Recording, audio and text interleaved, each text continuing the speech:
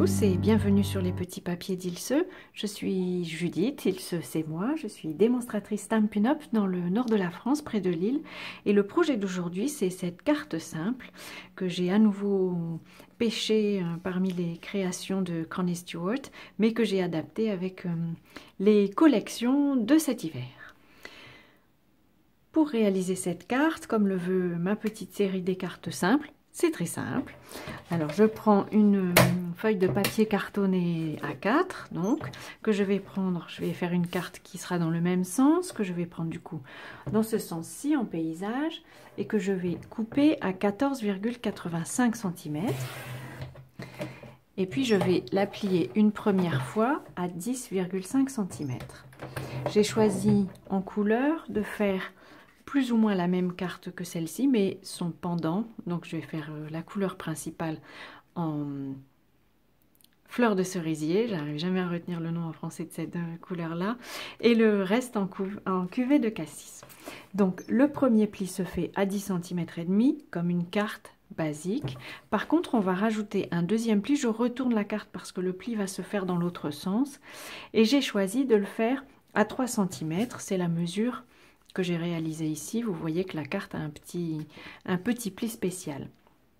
Donc je la place à 3 cm. Cette fois-ci j'utilise les mesures, je vais baisser un peu pour que vous voyez mieux, les mesures de ce côté-ci de la barre de pli, on va dire.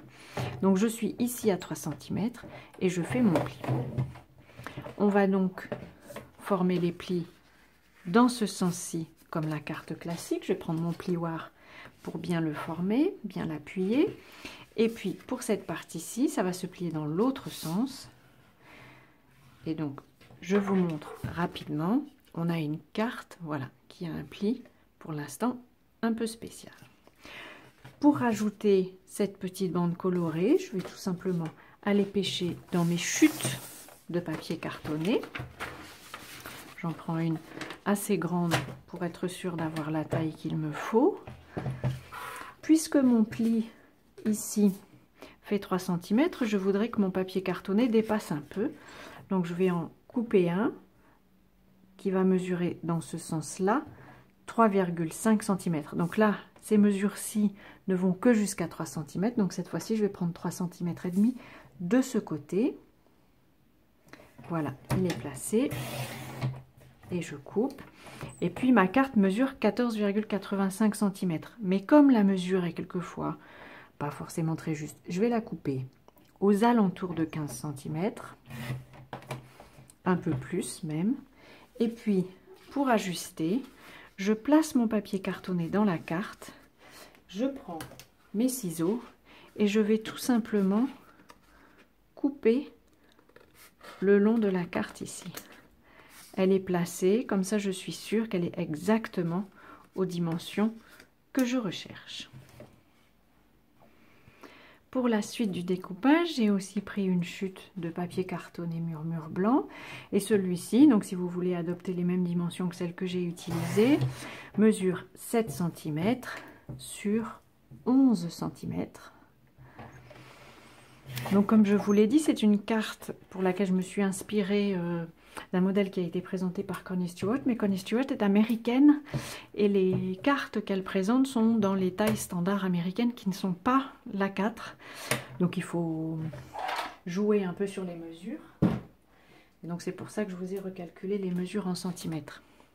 Pour la décoration, j'ai choisi un set de tampons que vous m'avez déjà vu utiliser, qui est blanc de givre.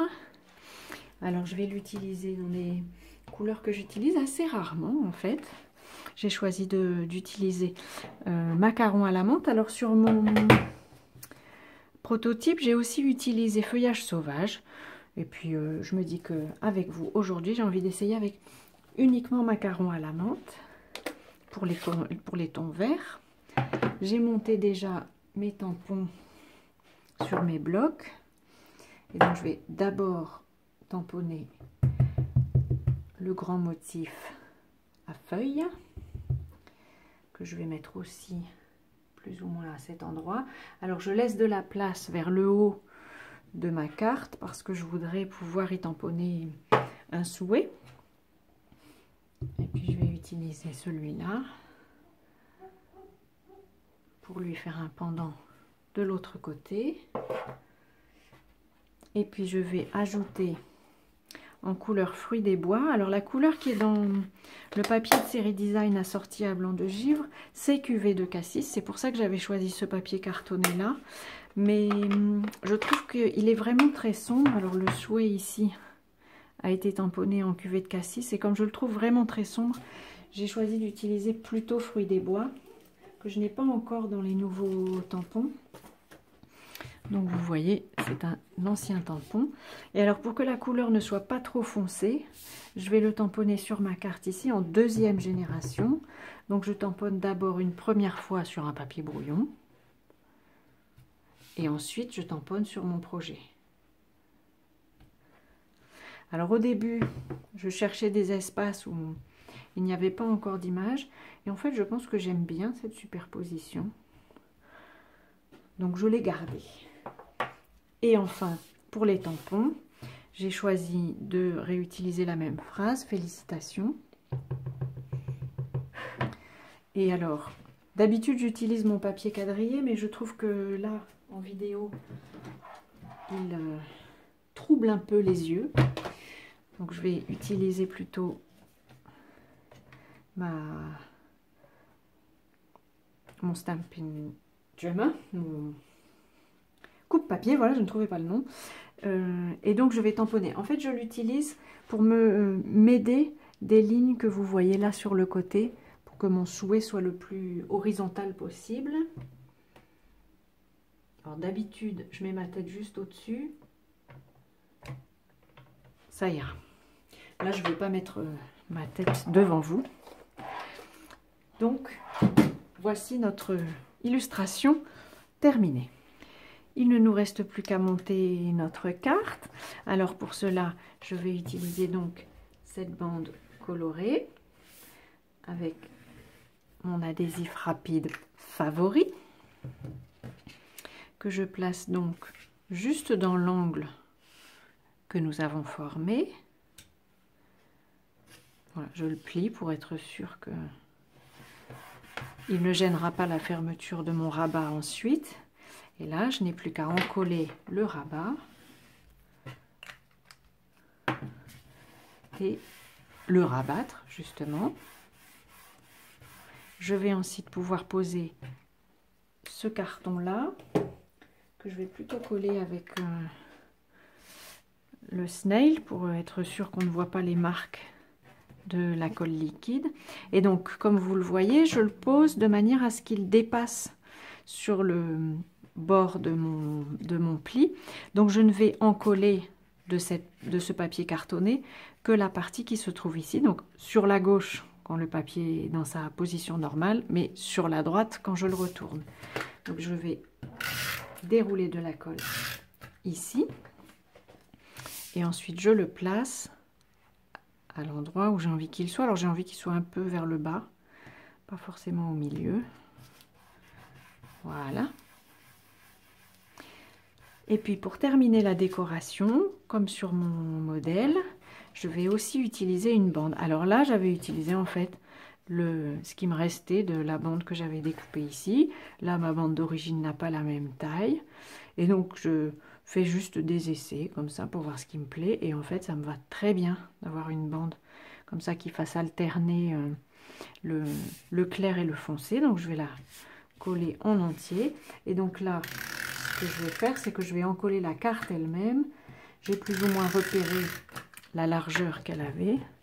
Et je vais faire de la même façon que sur l'autre bande. Là, je vais la poser dans sa totalité. Alors, j'ai pas très envie de mettre ma tête devant vous, donc je vais le faire comme ça sans le poser. Voilà. Là, mon papier est collé. Et donc, de la même manière, je prends une paire de ciseaux et je coupe tout simplement le long de la carte elle-même. Voilà, comme ça, j'ai une alternance de couleurs claires et de couleurs foncées. Et comme sur mon prototype, j'ai envie d'y mettre un petit ruban. Je trouve que c'est le petit élément qui permet de l'identifier, qui permet de montrer que ça n'est pas une carte du commerce, qu'elle est unique. Et donc tout simplement, je vais faire un nœud, donc, comme je vous l'ai montré la dernière fois. Alors il y a tout un tas de tutoriels avec des gens beaucoup plus compétents que moi sur la façon de faire des nœuds sur le net. Je vous laisse vous y référer. Je ne suis qu'une apprentie encore en la matière. Voilà, cette taille-ci me convient. Je vais couper les bandes qui dépassent.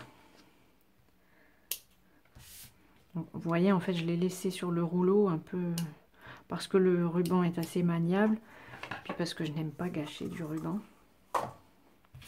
Et comme la dernière fois, comme je vous l'avais montré, parce que j'ai pas envie que le nœud se balade comme ça, qu'il risque de se détacher dans le courrier, donc je vais tout simplement lui mettre un point de colle. Donc comme je vous l'avais montré la dernière fois, je vous le remontre, j'espère que vous voyez.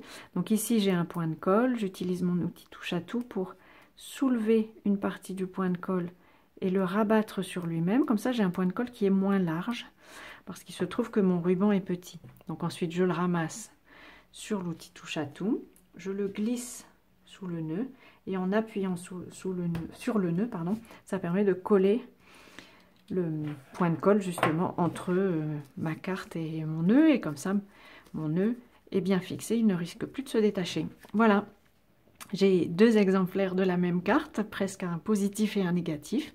J'espère que cette carte vous aura plu, qu'elle vous aura donné envie de faire les vôtres. Si c'est le cas, envoyez-moi vos photos. D'ici à ce que je reçoive vos petites photos, je vous souhaite une belle journée créative et je vous dis à très bientôt sur les petits papiers d'Ilse.